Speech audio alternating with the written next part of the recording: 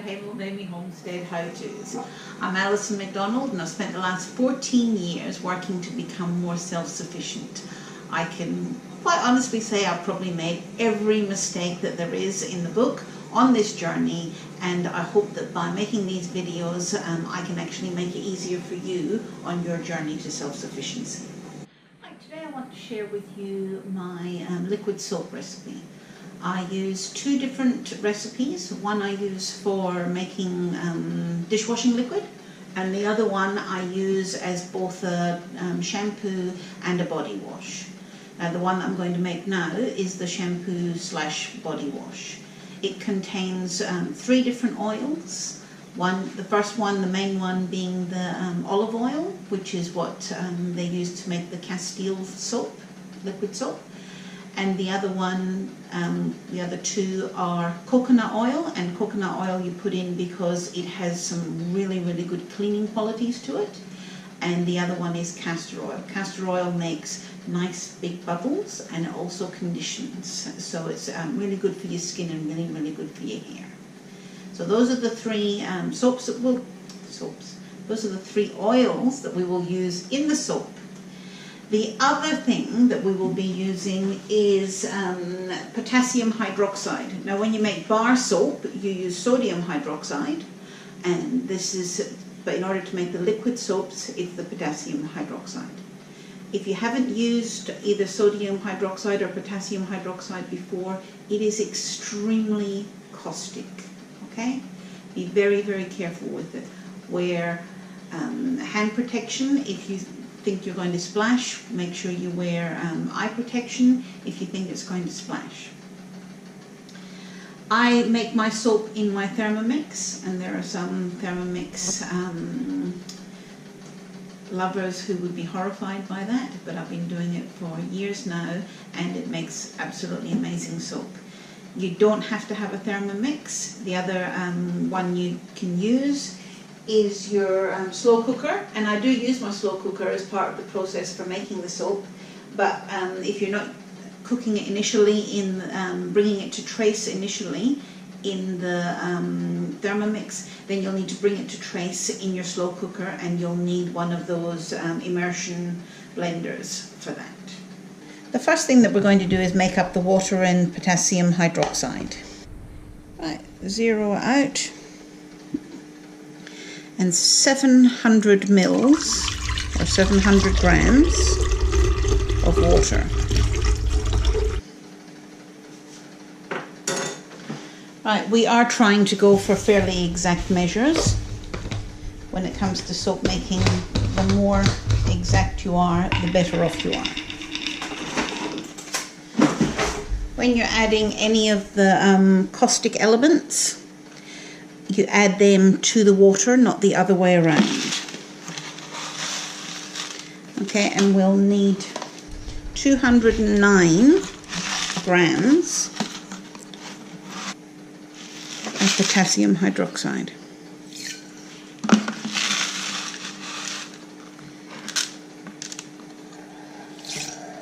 Now, the potassium hydroxide is not an issue while it's dry. It only becomes really caustic when it is wet. And I can tell you the fumes are a bit much too, so you've got to be careful of that as well.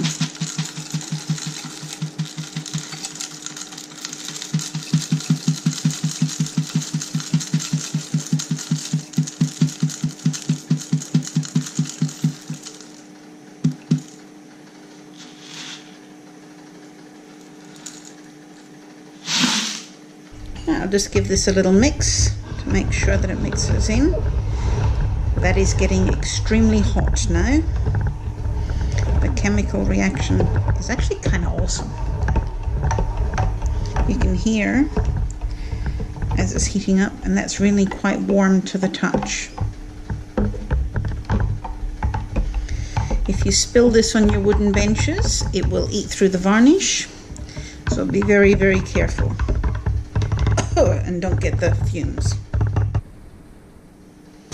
Make sure that you've got a little container to put all your utensils in that have been in contact with the potassium hydroxide. I'm just going to move that to the side, and now we're going to weigh in the oils. We'll zero out again. The Thermomix does have a set of scales with it, built into it, but I don't think they're exact enough for this. Now we're going to put in 100 mils of castor oil.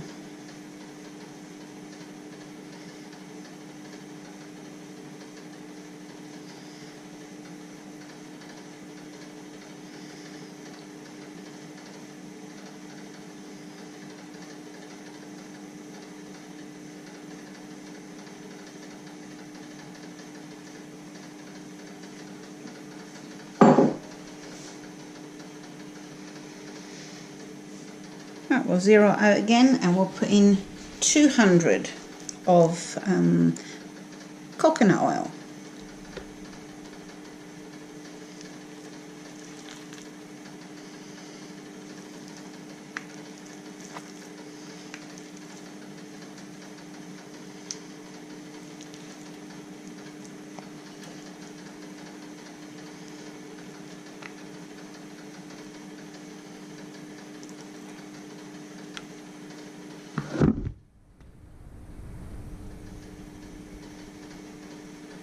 There we go.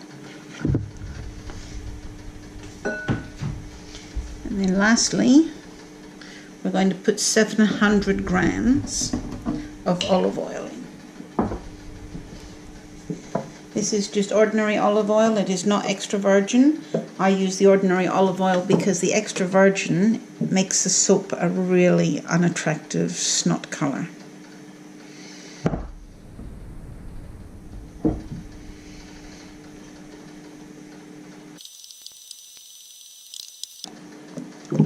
Oops, getting a bit excited there.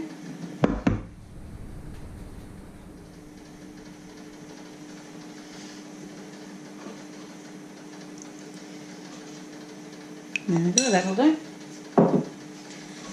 Now what I'm going to do is put it on to heat up in the Thermomix to melt the coconut oil. If you're doing this in your slow cooker, you can actually double that and do it in the slow cooker if your slow cooker is big enough. I tend to do mine in 2 batches in the Thermomix and then put them both into the slow cooker just to do the second stage. Okay, so we'll put the lid on the Thermomix, put it to 70 degrees for 1 minute on speed 1. This is really quite hot to the touch now. So you've got to be really, really careful when you're using it. Because one, it's hot, and secondly, it hurts. It will burn your skin in no uncertain terms. Okay, that's finished now. Now I'm going to very carefully tip the potassium hydroxide mixture into the Thermomix. Now it's quite warm, so it's actually warming up the oils. And then I'm going to put it on for 20 minutes at temperature 50 for 20 minutes.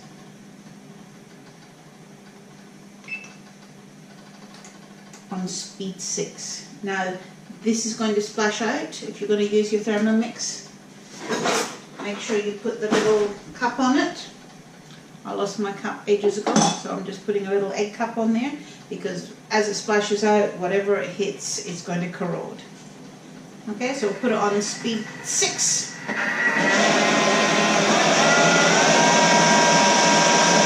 Right, what we're looking for is to bring this soap to trace. What that means, quite literally, is that you can trace in it. Now that is just about there, so we're not even going to have to do the full 20 minutes. I'll put it on for another 3 minutes and then we'll have a look at it then. Again, don't forget that that liquid now, the whole liquid, is extremely caustic.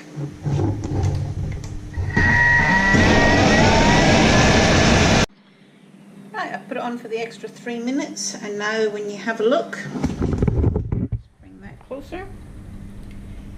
When I move the spatula through, it actually leaves a trace of where it was.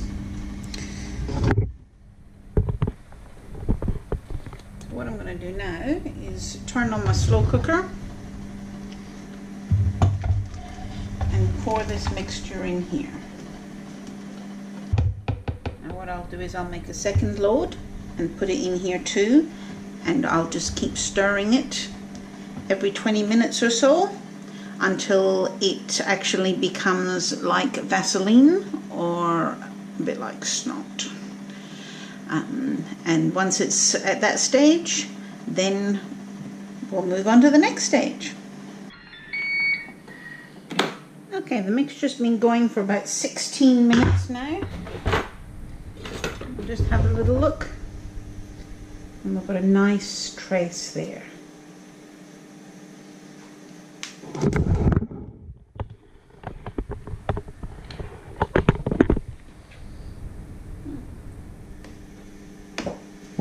You can see when I run the knife through, it very clearly leaves an indication of where the knife has been.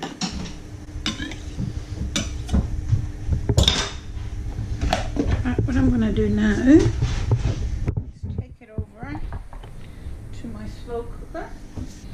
Now I've already got a batch in here, because as I said, I usually do mine in two batches in the thermomix.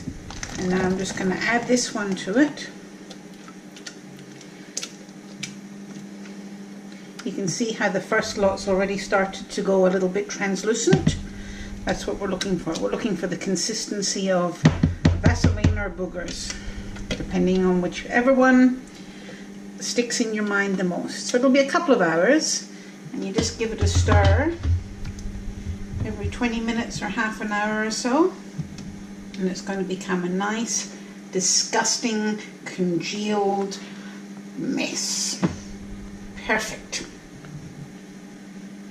It's been just over half an hour since I added the second batch. As you can see, it's getting quite translucent and quite thick. It's all good. Give it a good stir. Keep it mixing, keep it moving.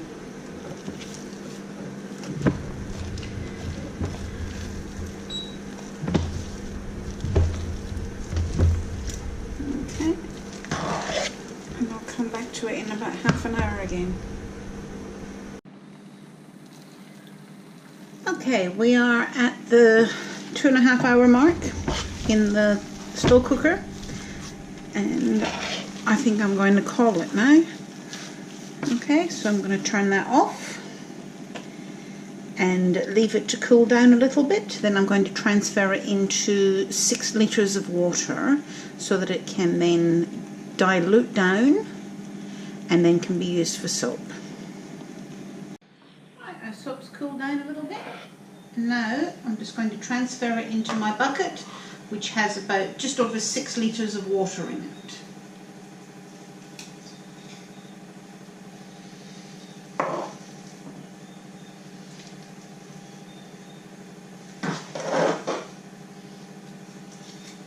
Over the next week and a half to 2 weeks, this will actually dilute down in this water, and it will end up a relatively clear, well, it's a clear soap with a sort of greeny brown tint to it. One of the things that you will have to start collecting if you're going to make your own soaps, is liquid soaps that is, are these pump packs. Okay, so if you don't have them, ask your friends and neighbours to collect them for you. And if you're going to make your dishwashing liquid, obviously you'll need those containers, because it's a bit of a pain to try and find enough containers, because when you make it, you make about the equivalent of 6.5–7 litres. Right, this is a batch that I made last week, and it's been sitting in about 6 litres of water, and that's the last of the soap.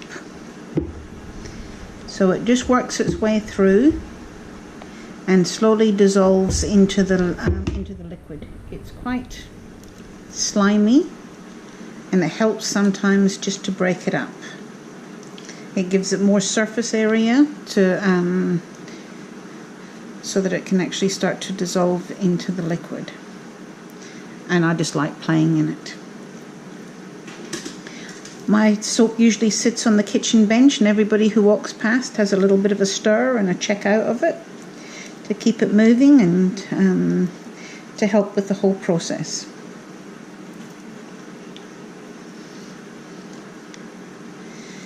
You usually let your soap sit for about 3 weeks, so this has been sitting for about a week and a half, so it'll probably be another week or a week and a half before we actually start to use it. So what I'll do is I will decant it into one of my containers, and as I decant it, I will add an essential oil. So for my bath soaps, I'll be putting a nice citrus in there, and when I make my dishwashing liquids, I usually use lemon because it smells nice and fresh and clean. Right, and there you have it. That's how I make my liquid soap. I'm not an expert on all things soap, but I just wanted to share a recipe that I know works and has been great for our family.